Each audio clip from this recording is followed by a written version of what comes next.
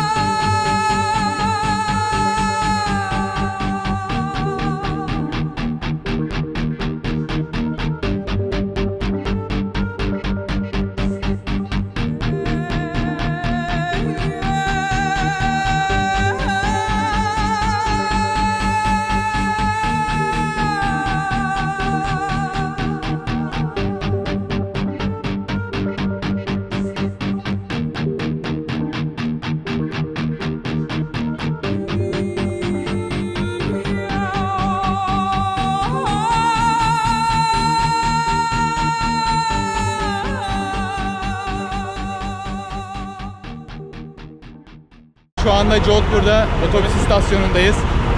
300 rupiye bu otobüsü aldık. Bu sefer fena değil gibi duruyor. Jodhpur'dan Jaisalmer'e gideceğiz. Sanırım 5-5,5 saat kadar sürecek. Umarım sıkıntı çekmeyiz bu sefer. Hey! İçerisi de böyle otobüsün. Böyle yataklar falan var çünkü sleeper class burası. Gerek de yok çünkü gün içinde yolculuk yapıyoruz ve 5,5 saat falan sürecek. Hello. Madam, me someone is. Not mine. This is not mine. आपका ये No, it's okay. आपका है What up? No, not up. ये आपका है No. Here. अरे यार सीट है खाना वाला Okay. अरे ऑनलाइन है ऑनलाइन भी ऑनलाइन Ya. करे double Sıkıntı başlıyor. Ben videoyu kapatıyorum. ऐसा 20 gal İçeride öyle bir toz var ki. Şimdi yolda mola verdik. Böyle bir yerde. İnsanların çoğu indi, en azından nefes alacak bir ortam oldu. Moladayız, adam çay dolduruyor da satıyor mu, yanında mı getirmiş onu tam anlayamadım. Satıyor olabilir. Everything is possible in India. Salmış. Burada bu şekilde gidiyor. Manzaramız nasıl? Mükemmel bir manzara. Aa iniyor lan. Bir saat sonunda. İnsan mı inmesem mi diye düşünüyor. Alın oradan. Çek onu. Bak telefonumdan büyük. 2 katı. Büyük ya. Aynen. Kafasını göstermek istemeyen bir izleyici.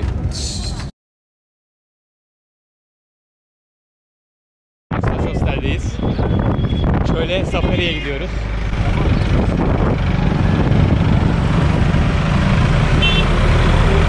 Burası Hostel sahibi diyor. What's your name again? Pankaj. Yes. So we are going to the safari. There's a safari now. This will be our jeep. You can come on the front. Yeah, that would be nice. Şimdi safari turumuzun başlangıcında Kaldara'ya geldik. Kaldara çok ufak bir kasaba. Bundan 5-600 yıl önce yapılmış burası. Ve 19. yüzyılda burası bir gecede terk edilmiş. Ve bu terk edilmenin nedenini şu ana kadar kimse çözemedi. Ancak bazı söylentiler var. Bu şekilde bir yer. Bazı söylentiler var. Burada paranormal aktiviteler gerçekleştiğine dair. O yüzden terk edildi diyorlar. Bazı teorisyenlerse su yetmezliğinden dolayı burada yaşayan halk burayı terk etmek zorunda kaldı. Yani görünüşe bakılırsa paranormal aktivitelerin yaşanabileceği bir yere benziyor burası. Tamamıyla terk edilmiş bir yer.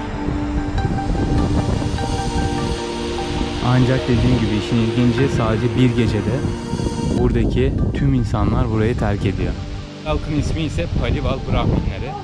Bu Brahminler biliyorsunuz Hindistan'da kas sisteminde en yüksek yeri tutuyorlar. Bu terk edilmiş kasabadaki bir tapınak.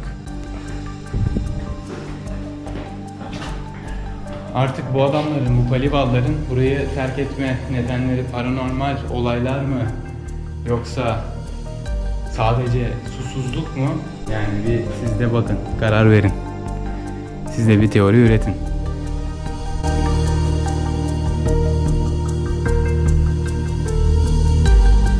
Bu da tapınağın terası. Yine Güneş Tapınağı'nda olduğu gibi güneşe benzer semboller var. Burada etrafta 84 farklı yerleşim yeri göreceksiniz. Tamamen terk edilmiş ve her şey şu anda yıkılmış durumda. Sadece buradaki bu tapınak sağlam duruyor. Ben çok da fazla bir bilgi olmadığı için. Şimdi buradan ayrılıyoruz. Aktarabildiğim kadar bilgiye erişebildim zaten. O yüzden bu arkeolojik bölgeden şimdilik ayrılıyoruz. Şimdi bir dayıyı göstereceğim size. İlginç bir ses çıkarıyor burada.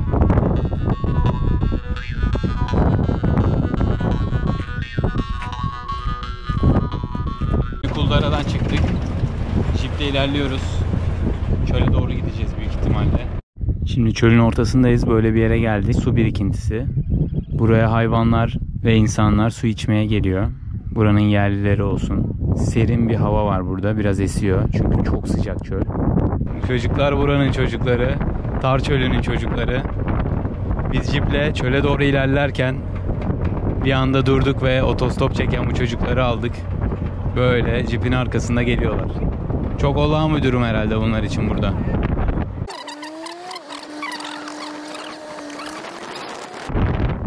Jaisalmer şehir merkezinden çöle geldik. Tar çölündeyiz. Şimdi develerle birlikte yarım saatten fazla, mesela bir saat sanırım. Bir saate yakın süre zarfında develerle birlikte olacağız ve çölü geçeceğiz. Çölü geçip bu gece konaklayacağımız yere gideceğiz. Ve orada ateş yakacağız.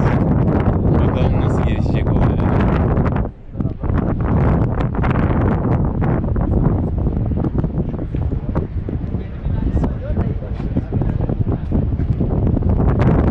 Buradaki develer nispeten iyi bakılmış durumda. Ancak şöyle hani bir yorulduğunu falan hissedersem inip deveyle birlikte yürümeye devam etmeyi düşünüyorum. Çok fazla zorlamak istemiyorum.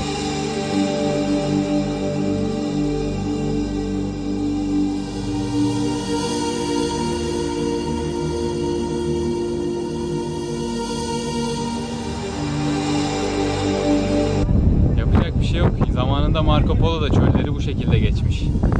Düşüyoruz. Jipleri arkada bıraktık. İlerliyoruz. 1,5 saat boyunca bu devletin üzerinde olacağız. 1,5 saat sonra bu gece konaklayacağımız yerde varacağız diye tahmin ediyorum. Ve vardıktan sonra akşam olacak ve biliyorsunuz çölde gündüzleri çok sıcak ve akşamları çok soğuk olduğundan ateş yakacağız. Şu anda ne yiyeceğimizi bilmiyorum ama bir şeyler yiyeceğiz orada ateş yaktıktan sonra.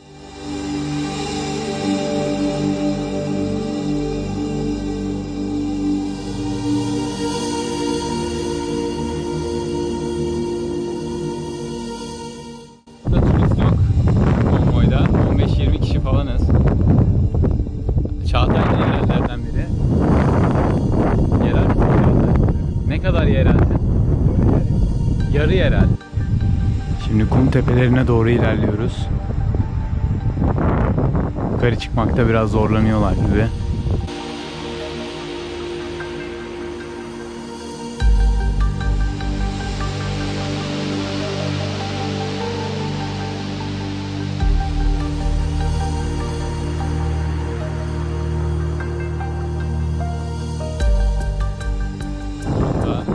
Kum tepelerindeyiz. Gençlere söylediğim gibi çölün adı Tar. Jaisalmer'in içindeyiz. Hala Rajasthan eyaletindeyiz aslında. Bu geceyi çölde geçireceğiz. Konaklama ve yiyecek yiyecek olarak ne sağlanacak hiçbir fikrimiz yok. Ne bulursak onunla devam edeceğiz. Her zamanki gibi. Değişen bir şey yok bizim için.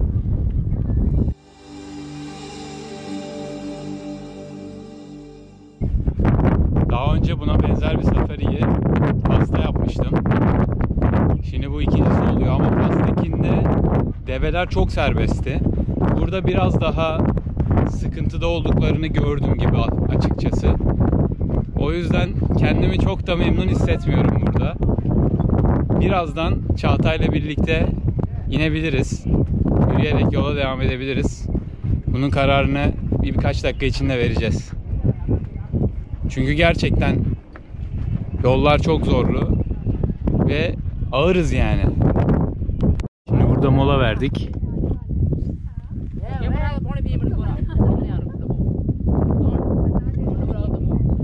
Kum tepelerine geldik şu anda. Muhtemelen kalacağımız yere çok yakınız. Bu molada çay yapacaklar.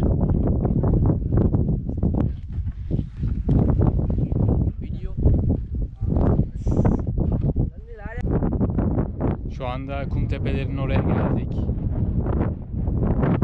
Akşama burada konaklarız diye tahmin ediyorum. Birer yatak falan serecekler. Bu arkadaş da bize eşlik edecek.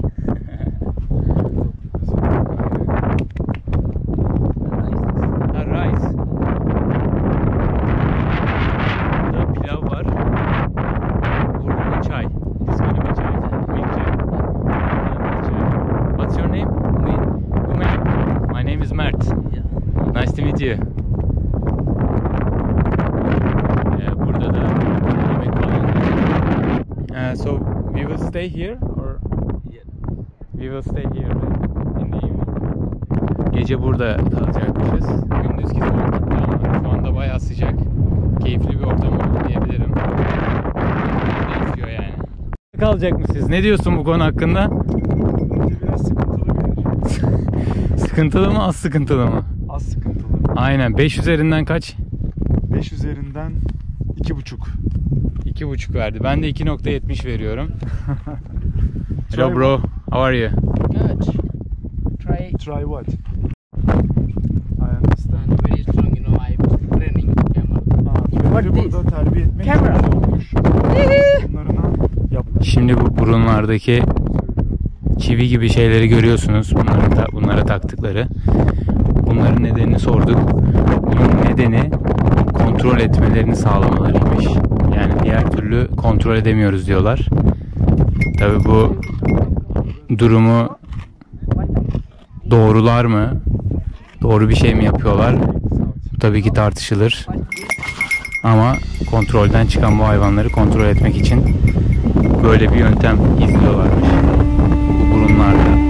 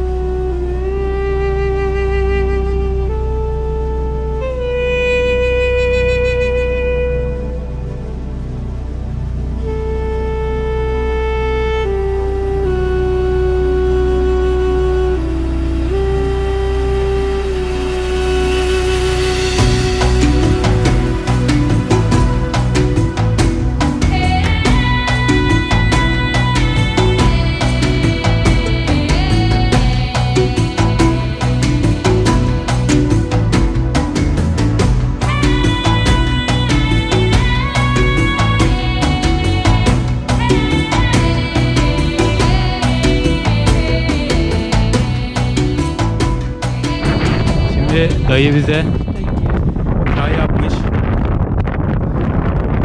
Çölün ortasında sütlü çayını yaptı. Yanında da bisküvi getirmiş. Thank you. 1 hour. Okay, thank you. Şu elimde gösterdiğim kokar oluyor. Bu da dal, right dal. Dal yani mercimek. Bizim bildiğimiz mercimek. Burada dayı ellerini daldırmış. Bakalım yani bunu yemeyeceğim büyük ihtimalle. Ama şunlar yenir. Önümüzde kızarıyor yani. Hiçbir sıkıntı sıkıntı yok. Bu tarz şeyler yenebiliyor. Turkey friend. Türkiye, merhaba. Merhaba. Burada da sebzeleri falan kesiyorlar. Namaste. Namaste. How are you? Thank you. How are you? Merhaba. Merhaba. Merhaba. Merhaba means hi Hi. in Turkish. Hi. Merhaba. Merhaba. Akşam bunları yiyeceğiz. Merhaba. Sabaha sağ çıkabilecek miyiz? Merhaba. Ve akşam da konaklamamız burası. İşte bu gördüğünüz yerde konaklayacağız. Nasıl bir düzenleme yapılacak hiçbir fikrim yok ama bir şekilde burada konaklayacağız bu gece. What is your language name? My local. Marwadi. Marwari. What is your religion? Religion Hindu. Calling Kursal. Ah, Kursal. Okay. This long times we are doing in the 35 years. Hı-hı. So how can? Oh, 35 years. 35. Yes, 35. How old are you? Now I just around like a 40, 45, like this. 45 years old. Yes.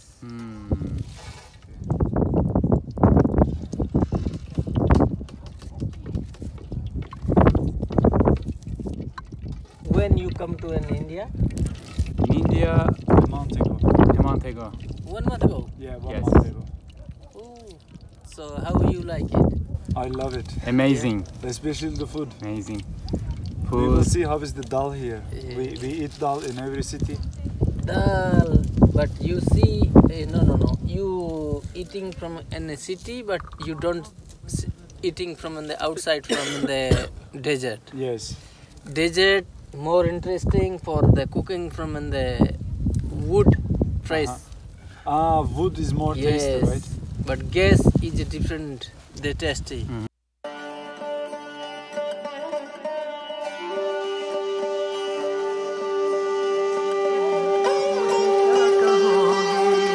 सोचा था मैंने तुम आ रही थी आंखें मिला के तुम मुझे क्या कहोगी अपनी बना ले मुझको आज तू लेके हाथों में हाथ मेरा हो अपनी बना ले मुझको आज तू लेके हाथों में हाथ मेरा Zorluyorlar milleti kaldırmaya.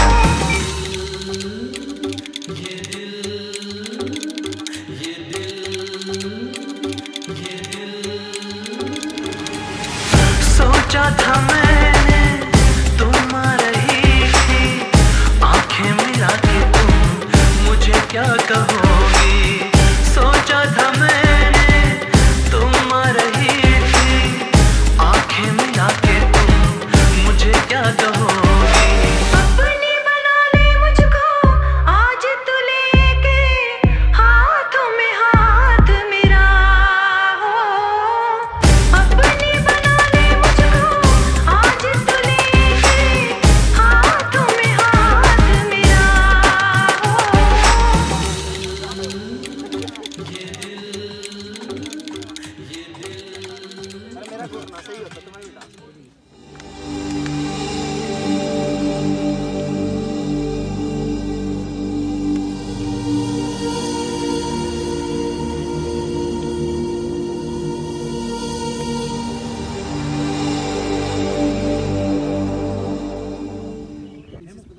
Çöl kahvaltısı nasıl? İşte böyle. Nasıl Çağatay, besin değerleri yüksek mi yediğini? İnanılmaz sağlıklı. Yani noodle ve ekmek. Noodle ekmek mi, ekmekli noodle mu? Ekmekli noodle. Yediğin zaman ölümsüz Daha iyi o oluyor, zaman, daha iyi. ölümsüz oluyorsun. Şimdi şu gördüğünüz muzlardan yiyeceğiz büyük ihtimalle 6-7 tane. You can pass. Yeah.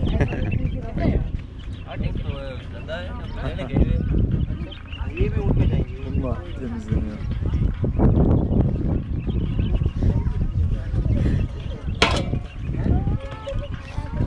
Bu şekilde. İşte bu şekilde kumla temizliyorlar. Gece yediğimiz ve gündüz yediğimiz kaplar bu şekilde temizleniyor.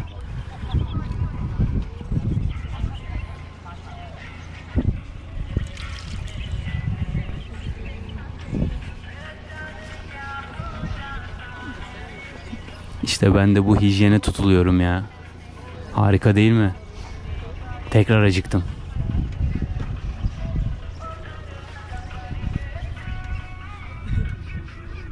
Temizlik şekli de böyle oluyor. Çatallar, bıçaklar bu şekilde. Görünce insan tekrar acıkıyor ya. Şu an tekrar acıktım.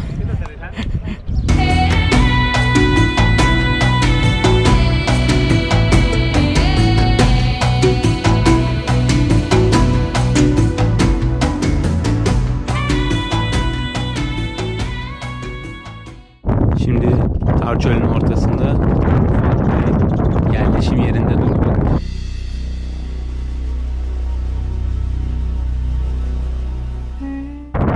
İşte çöl insanları da burada böyle yaşıyor.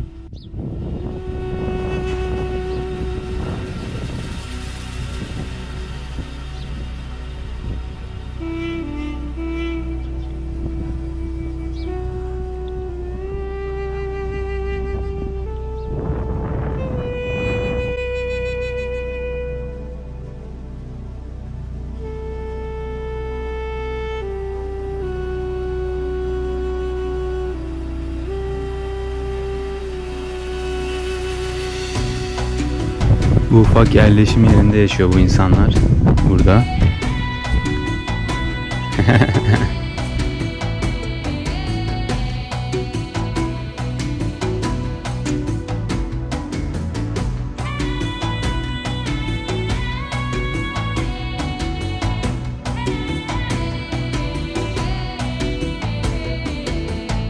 Burada da ailenin reisi büyük ihtimalle. Reis gibi oturuyor çünkü.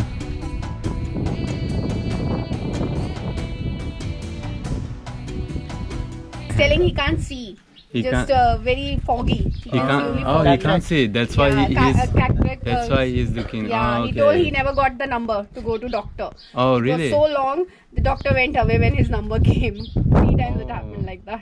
That's why he's trying to see, Yeah, staring. he's trying to see. Okay. What's his name? Bhimaram. Vima. Bhimaram. Vima Ram. My name is Mert. Mert. Okay. Nice to meet you. Mert. Yes, Mert. Good. Right. Vima Ram. Burada güneş enerjisiyle elektriği sağlıyorlar. Ve suyu da buradaki kuyudan çıkarıyorlar kendileri. Kendi kendilerine geçimlerini sağlıyorlar. Burada da bir yaşam formu oluşturulmuş durumda. Yani bu yaşam formunu da gördükten sonra insan her yerde yaşayabilir. Bunu diyebiliyoruz ya. Biz 24 saat kaldık. Burada 24 saat değil, insanlar 24 yılını geçiriyor en az. İşte bu şekilde. Burada güneş enerjisiyle elektriği sağlıyorlar. Yani tüm olayı güneş enerjisi buranın. Zaten güneş 365 gün sanıyorum ki en az 330-340 günü mevcut. O yüzden güneş enerjisi konusunda çok bir kıtlık yaşanmıyor burada. Ve her şeyi güneş enerjisiyle sağlıyorlar. Solar paneller dediğimiz. Gerçekten çok ilginç bir yaşam formu bu. Yani biz burada 24 saatimizi falan geçirdik. Ve bu 24 saatte bile ne kadar zorlandık. Yani zorlandık derken yani çok konforsuz bir ortam, tahmin edersiniz zaten, yapanlar da vardır birçok. Çok konforsuz, çok yani sıkıntılı bir ortam. Güvenlik bakımından konuşmuyorum. Yani yok, hiçbir şey yok ve çok sıcak. Ve bu insanlar burada yaşıyor. Bu insanlar burada bir hayat oluşturmuş kendilerine. Ya bu da insanı sorgulatıyor yani. Bizim kendi standartlarımız çok mu yüksek, yani gereksiz mi yüksek acaba? Çünkü bu insanlar da burada mutlu. Gülüşüyorlar, esprilerini yapıyorlar, konuşuyorlar. Bizi gördüklerinde çok mutlu oluyorlar, namaz ediyorlar, selam veriyorlar. Yani burada da hayatları devam ediyor. Adapte olmuş insanlar buraya. İnsanoğlu her yere adapte olabiliyor. Buradaki hayat düşünce zaten. Yani her şeyin olabileceğini çok net bir şekilde fark ediyorsunuz.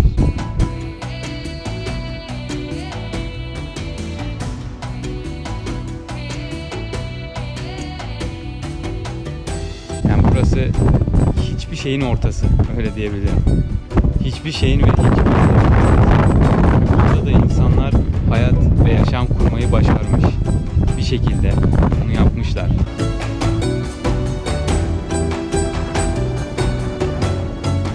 So what are you guys' name? Dina. Dina and Sandy. Sandy. So Dina is the owner of these camels, right? No, You're not the owner. No, Sandy owner. Sandy. Sandy. Yeah. Sandy owner, and you're I'm also working. I'm working. You're working. You like your job? Oh yeah. Yeah. Of course. You love being here Yeah, every day. We love to people also to come here. And also like you're taking like tourist groups every day. Every day. Yeah. Different groups Different like and from different France, people from and Germany. everywhere, yeah, all over. And Turkish? Yeah, some also Turkey also. Only Chinese, us? Only Korean. us? No, More? Sometimes yeah. This week? No, Did- this week, like last 2 months before. Last 2 months. Okay, okay. So you also have some Turkish cats. Yeah. Buraya gelin. Bu arkadaşları bulun ve burada safarinizi yapın. Cayselmen şehrinin içinde Tar Çölü. Yani burası Tar Çölü olarak geçiyor. Çöl inanılmaz sıcak bu mevsimde. Yani normalde de sıcak zaten gündüzleri. Ancak akşamları da bir o kadar serin oluyor. Dün akşam donduk. Bize birkaç tane çadır verdiler. Burada işte 15 kişi falanız. Çağatay ve ben haricinde herkes Hintli burada. Hintli turistler diyebilirim. Onun dışında yani çadırda uyumak gayet burada keyifliydi çünkü çok sessiz oluyor ve çok rahat bir şekilde uyuyabiliyorsunuz. Sabah kalktığımızda ise kahvaltıda noodle falan hazırlamışlar. Çok muhteşem olduğu söylenemese de gayet doyurucuydu. Buraya biliyorsunuz develerle geldik. 1,5 saat yol aldık. Şehirden buraya kadar develerle 1,5 saatte geldik. Otantik bir deneyim. Şimdi Cayselmer bir çöl şehri diyebilirim. Pakistan sınırında bir çöl şehri. Buraya gelirken develere biniyorsunuz. Develerin haricinde jiple şehirden ilk çıkışınızı yapıyorsun. Ve jiplerle şehre döneceğiz. Ve yani rehber yok. Rehberi ayrıca da tutabilirsiniz. Usta Şosler bu tarz düzenlemeleri, ayarlamaları yapıyor. Eğer orada kalmayı düşünürseniz ki ben kesinlikle öneririm. Çok rahat edersiniz. Bana göre güzel bir deneyimdi. Ve tekrar yapar mıyım? Yapmam. Tekrar yapacağıma başka bir şey denerim büyük ihtimalle buralarda. Ama eğer çölü açık havada yakalarsanız muhteşem görüntüler alabilirsiniz. Hem gündüz hem gece. Özellikle gece vakitlerinde hava açık olursa yıldızları o kadar net görüyorsunuz ki yani gerçekten büyüleyici bir deneyim. Bir tane simyacı gördüm galiba. Delikanlı. Delikanlı mı simyacı mı? Simyacı delikanlı. Ya da delikanlı simyacı mı? İkisi de. Biz açıkçası zorlandık biraz binerken. O develerin o halini gördüğümüzde tahmin etmiyorduk bu şekilde olduğunu. Hatta yani bir yerde inip deveyle birlikte yürüyesimiz geldi de grup çok büyük olduğu için bunu da yapamadık. Ama böyle bir safariyi tekrar yapmam diye düşünüyorum. Yani benim anlatacaklarım bu safariyle ilgili, Cayselmer'le ilgili bu kadar. Cayselmer Ahmedabad otobüsü. Bu sefer konforlu bir otobüsteyiz. Ahmedabad'a gidiyoruz otobüste, 10 saatlik bir yolculuk. Ahmedabad'dan da trene bineceğiz sabah 4 gibi. Trenle Mumbai'de olmayı planlıyoruz. 6-7 saat bir yolculuk olacak oradan da. Az sıkıntılı bir otobüsteyiz bu sefer.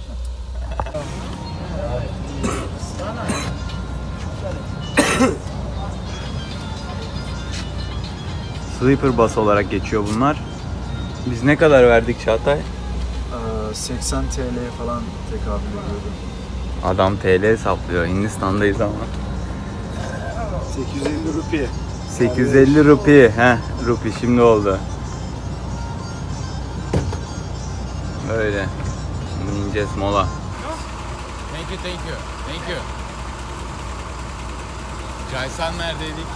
Biliyorsunuz otobüste gidiyoruz. Şimdi bir mola verdik. Burada çok da hijyenik koşullarda olmayan bir restoran var. Açız aslında ama yani ne diyorsun, yer miyiz burada? Cevabı aldık. İzlemesi muhteşem şeyler de bugün.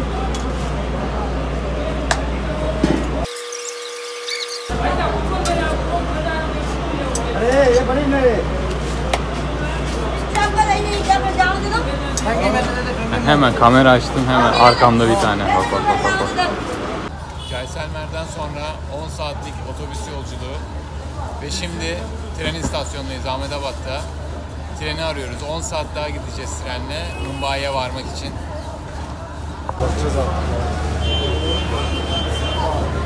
İnsanlar istasyonda yatıyor böyle bu şekilde. Öyle bekliyorlar.